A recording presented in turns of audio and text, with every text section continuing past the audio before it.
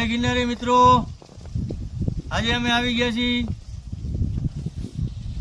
જુનાગઢ જિલ્લાના વિસાવદર તાલુકાના નવાણિયા અને મોટા હડમતિયા ગામની વચ્ચે આવેલું ગળેશ્વર મહાદેવ મંદિર કે જે ગળાધાર તરીકે પણ ઓળખાય છે.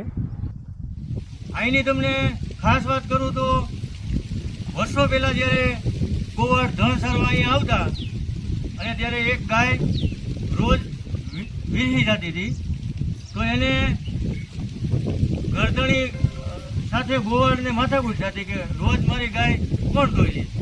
ત્યારે એક દિવસ અહીંયા ગોવાળે જોયું અને ગાય ચારેય આસરમાંથી દૂધ વહેતું હતું, તો ત્યાં એને જોયું તો સ્વયંભૂ શિવલિંગ એમને મળ્યા. અને માન્યતા એની એવી છે કે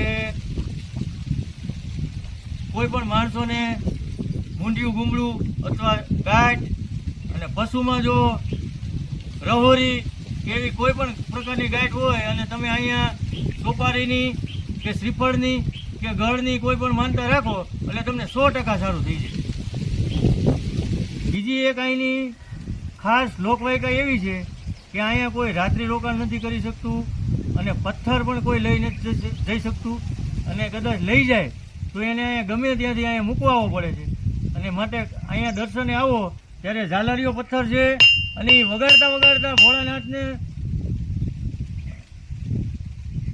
સાનિધ્યમાં તમે ઓમ નમઃ શિવાયના જાપ કરો અને દિલથી પૂજા પાઠ કરો એટલે તમારા દરેક મનોકામના પૂરી થાય છે. માટે એકવાર જરૂરથી આવજો.